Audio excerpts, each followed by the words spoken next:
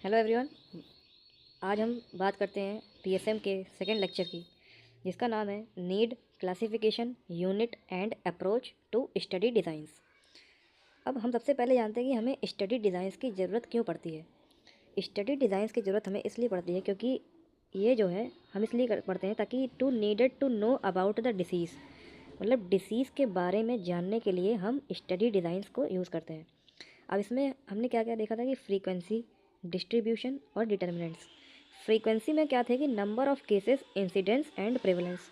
Incidents जैसे कि हमने बताया था कि जो न्यू केसेस होते हैं उन्हें हम इंसिडेंट्स बोलते हैं, और प्रेवलेंस क्या होता है कि जो न्यू प्लस एग्जिस्टिंग केसेस जो होते हैं वो प्रेवलेंस से आते हैं।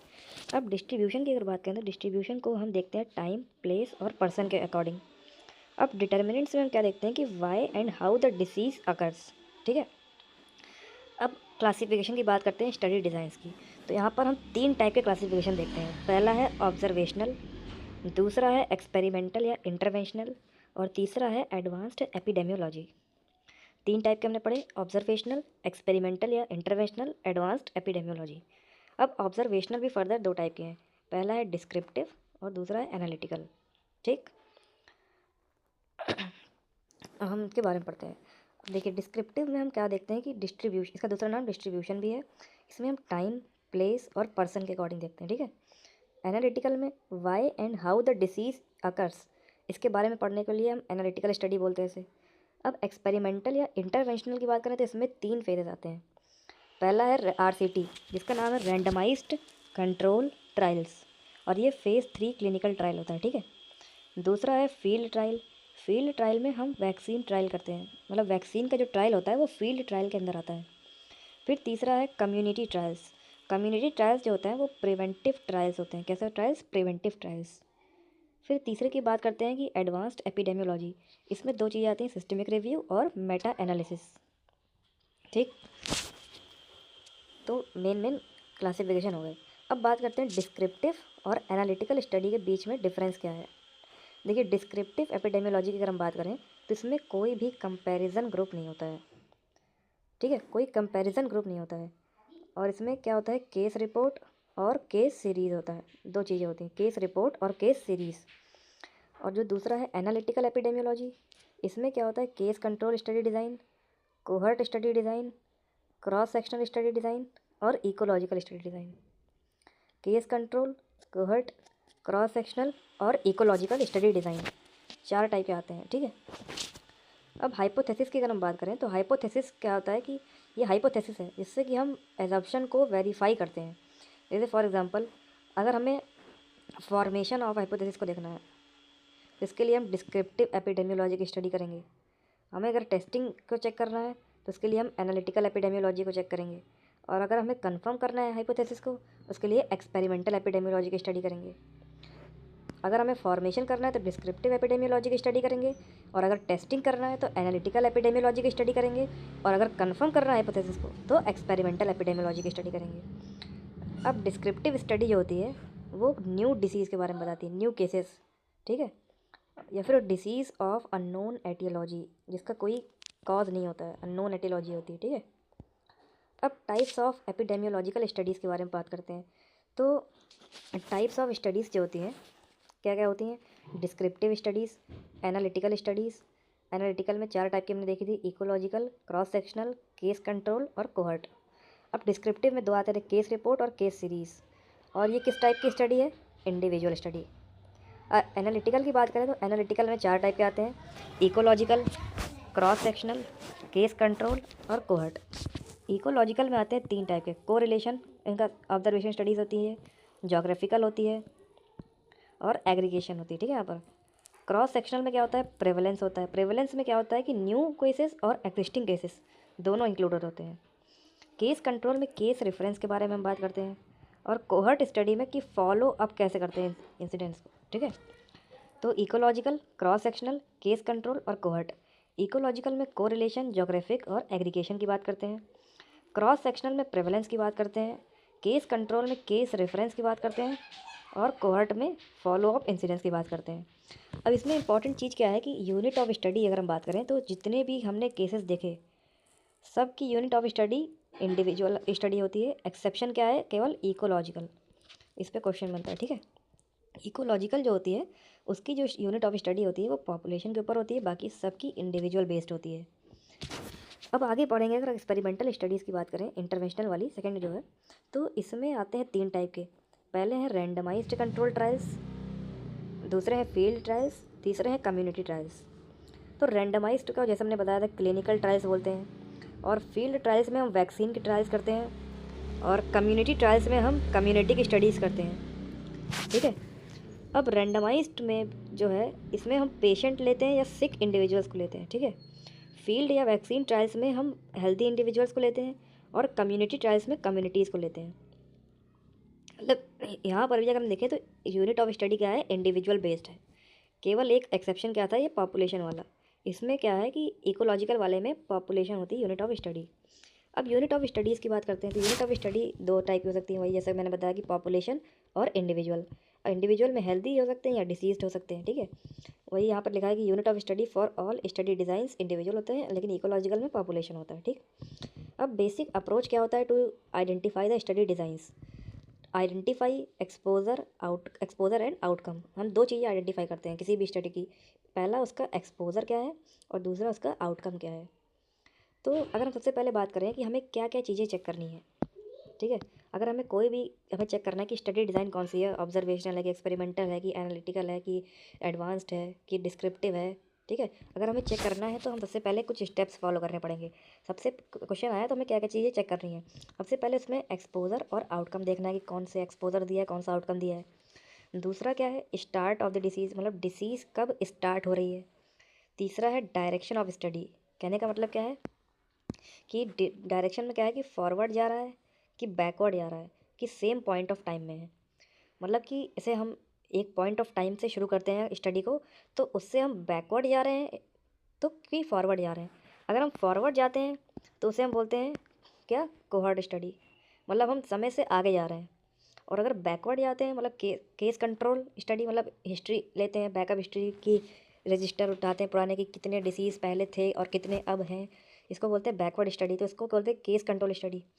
और अगर सेम पॉइंट ऑफ टाइम पे स्टडी कर रहे हैं तो उसको बोलते हैं क्रॉस सेक्शनल या इकोलॉजिकल, मतलब दोनों में से कोई भी हो सकता है, ठीक है। तो ये मोटा मोटा जान लीजिए कि अगर हम फॉरवर्ड स्टडी कर रहे हैं मतलब कि डिसीज़ के प्रोग्रेशन देख रहे हैं विद रिलेटेड टू टाइम, तो उसको बोलते हैं कोहर्ट स्टडी। और अगर हम बैकवर्ड स्टडी कर रहे हैं तो बैकवर्ड डायरेक्शन में, तो इसको बोलते हैं केस कंट्रोल स्टडी में। और अगर सेम पॉइंट ऑफ टाइम पे अगर हम स्टडी कर रहे हैं तो ये 2 जगह होता है, क्रॉस सेक्शनल हो सकता है या फिर इकोलॉजिकल हो सकता है, ठीक। अब चौथा पॉइंट है कि आइडेंटिफाई द कंपैरिजन ग्रुप। अब हमें कंपैरिजन ग्रुप देखना है कि कौन सा ग्रुप है, डिसीज्ड या नॉन डिसीज्ड है कि एक्सपोज्ड या नॉन एक्सपोज्ड है, ठीक है। ये हो गए। फिर पांचवा पॉइंट हम क्या देखते हैं कि बस वर्ड्स उसमें कुछ देखने को मिलते हैं। बस वर्ड्स क्या होते हैं, जैसे एग्जांपल कि डिस्ट्रीब्यूशन है कि फॉलो अप है कि मैचिंग है कि प्रीवियस रिकॉर्ड है कि unit of study as a population है। अगर मान लो unit of study as a population दे दिया तो समझ लो कि इकोलॉजिकल की बात कर रहा है। अगर प्रीवियस रिकॉर्ड है तो मतलब हम बैकवर्ड डायरेक्शन में जा रहे हैं, तो इसका मतलब क्या हो गया कि हम किस में देख रहे हैं, केस कंट्रोल की बात कर रहे हैं जैसा कि हमने यहाँ देखा था। और अगर फॉलो अप कर रहे हैं तो मतलब समय के साथ साथ बढ़ रहे हैं आगे, तो मतलब कौन सा हो गया, ये कोहॉर्ट स्टडी हो गया। फिर डिस्ट्रीब्यूशन की बात कर रहे हैं, फॉलो अप की बात, मैचिंग की बात कर रहे हैं, ठीक है। ये हो गए बज़वर्ड्स। अब लास्ट पॉइंट क्या है कि रेयर डिसीजेस। रेयर डिसीजेस में क्या होता है कि इसमें अगर रेयर डिसीज़ की बात कर रहे हैं तो केस कंट्रोल है, और अगर रेयर एक्सपोजर की बात कर रहे हैं तो ये कैसा है, कोहॉर्ट स्टडी है। अगर रेयर डिसीजेस की बात कर रहे हैं तो केस कंट्रोल, और अगर रेयर एक्सपोजर की बात कर रहे हैं तो कोहॉर्ट स्टडी। अब दोनों में अंतर क्या होता है अभी आगे बताएंगे, ठीक है।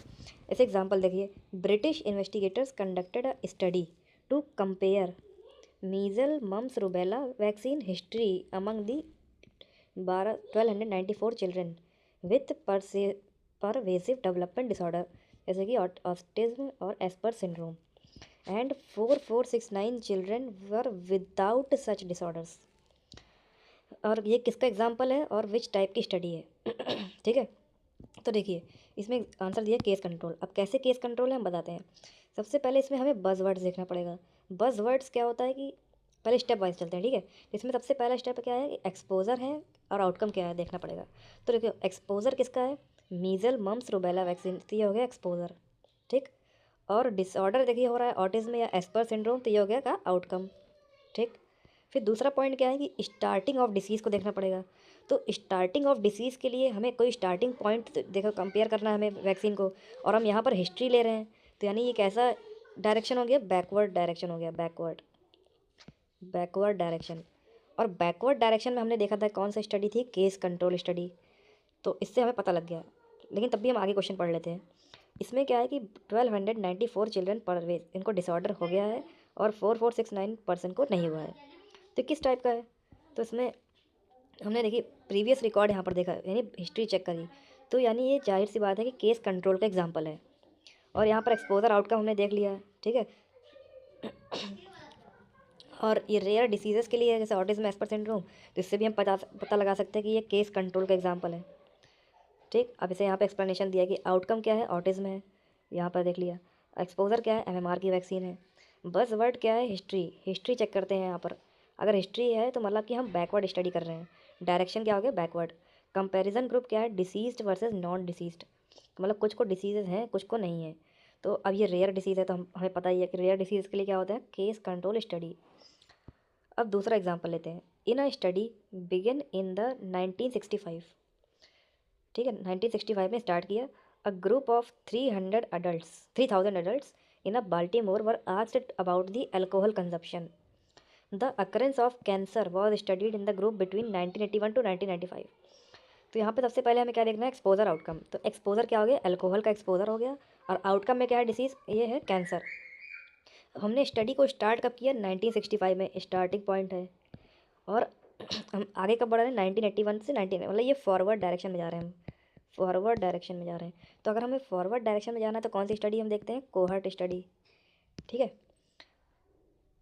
अब कोहर्ट में ये प्रोस्पेक्टिव कोहर्ट लिखा है, अभी आगे वाले चैप्टर में हम पढ़ेंगे कि कोहर्ट भी कई टाइप के, तो 3 टाइप के होते हैं, प्रोस्पेक्टिव कोहर्ट, रेट्रोस्पेक्टिव, और एक और टाइप का होता है मिक्स्ड कोहर्ट। तो प्रोस्पेक्टिव में हम आगे जाते हैं, लेकिन जो रेट्रोस्पेक्टिव कोहर्ट होता है उसमें बैकवर्ड होता है, इसलिए कोहर्ट में भी प्रोस्पेक्टिव कोहर्ट की बात करते हैं। तो इसमें वही दिया है कि एक्सपोजर क्या है, अल्कोहल का कंजप्शन, सही है। आउटकम क्या है, कैंसर है, ठीक है। अब डायरेक्शन देखिए हम क्या जा रहे हैं, 1965 से हमने स्टडी को शुरू किया था, फिर हम आगे 1981 से 1995 के बीच में जा रहे हैं, मतलब फॉरवर्ड डायरेक्शन में जा रहे हैं। और कंपैरिजन ग्रुप क्या है, एक्सपोज्ड वर्सेस नॉन एक्सपोज्ड, ठीक है। तो इसमें हम समय के साथ आगे बढ़ रहे हैं। तो आज के लिए इतना ही। अब कुछ एमसीक्यूज सॉल्व कर लेते हैं। जैसे एग्जांपल क्या है, पहला, interventional study used is for. Interventional हम किस लिए यूज़ करते हैं, देखिए हमने 3 चीज़ें पढ़ी थी यहाँ पर। हमने क्या क्या 3 चीज़ें पढ़ी थी यहाँ पर, कि हाइपोथेसिस में कि formation of hypothesis, testing of hypothesis, और कंफर्मेशन ऑफ हाइपोथेसिस, ठीक है। अब फॉर्मेशन में किसके लिए रिस्पॉन्सिबल था, डिस्क्रिप्टिव एपिडेमियोलॉजी में, डिस्क्रिप्टिव एपिडेमियोलॉजी स्टडी डिज़ाइन करते हैं हम। और टेस्टिंग के लिए हम कौन सा मतलब यूज़ करते हैं, एनालिटिकल वाला, एनालिटिकल स्टडी डिज़ाइन। और कंफर्मेशन के लिए हम क्या कौन सा यूज़ करते हैं, एक्सपेरिमेंटल या इंटरवेंशनल, एक्सपेरिमेंटल, या इसी का दूसरा नाम क्या है, इंटरवेंशनल, इंटरवेंशनल, ठीक है। तो इसमें कौन सा पूछ रहा है, इंटरवेंशनल, तो इसके लिए कौन सा हो जाएगा, कंफर्मेशन वाला। अब case series is a type of, तो केस सीरीज किसका एग्जांपल है, डिस्क्रिप्टिव का। केस सीरीज और केस रिपोर्ट डिस्क्रिप्टिव के एग्जांपल होते हैं। Difference between the descriptive and analytical study पूछ रहा है हमसे। तो descriptive studies are used to test hypothesis, हमने देख लिया था यहाँ पर ऊपर, टेस्टिंग के लिए कौन सा है, एनालिटिकल है, तो ये गलत हो गया।